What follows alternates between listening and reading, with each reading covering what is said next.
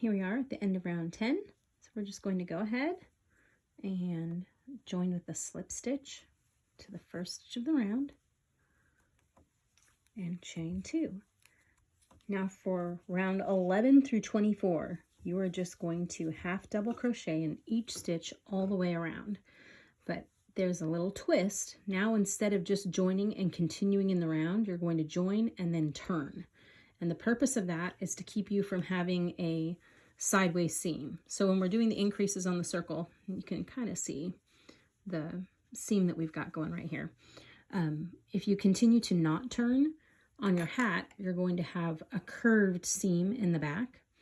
But if you join and turn, then it will keep that seam straight down the back so it doesn't have that curving. And that's totally a personal thing. I just prefer my seams to be straight.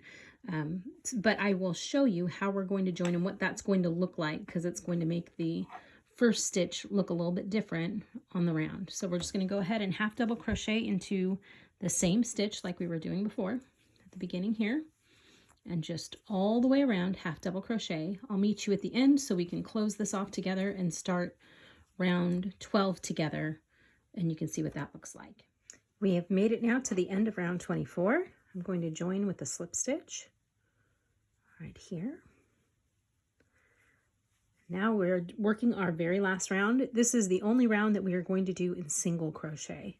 So I'm just going to chain 1 and then turn and do 1 stitch in each all the way around.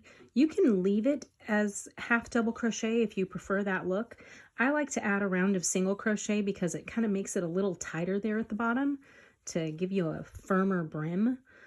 Also, if you have been trying your hat on along the way, because that's what I like to do, and you notice that maybe this is shorter than you'd like, go ahead and add another round or 2 of half double crochet.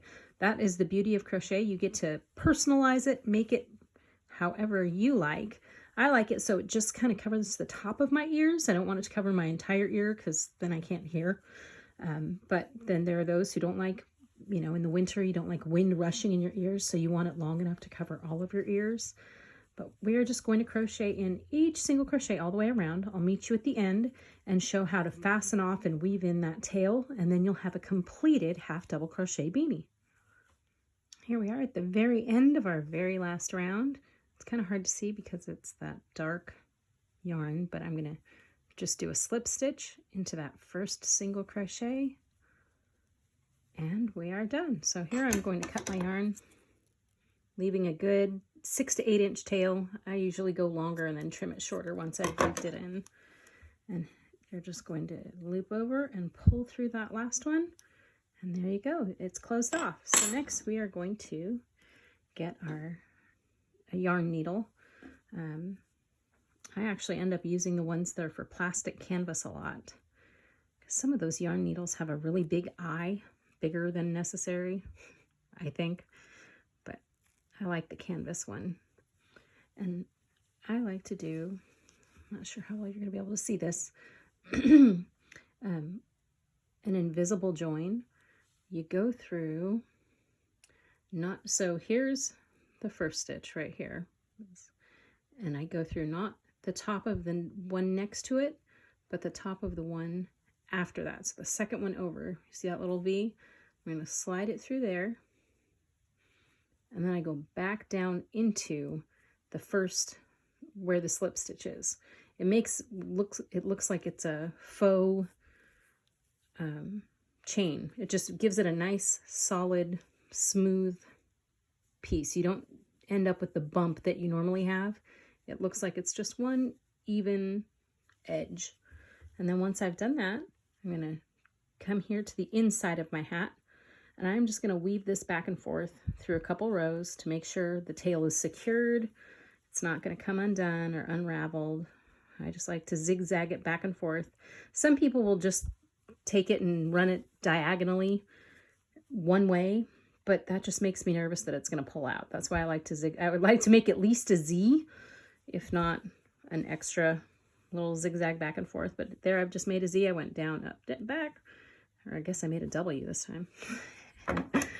Just going to cut it close, but not so close that you're going to cut your work.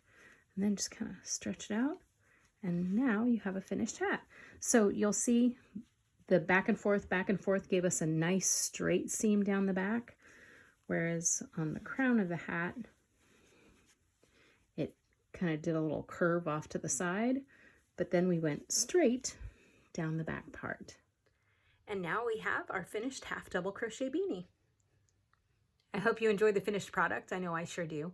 And if you would like the written pattern, be sure to click the link in the description and that will take you to the written version on my blog. We'll see you back next time at Stitch Happy Studios.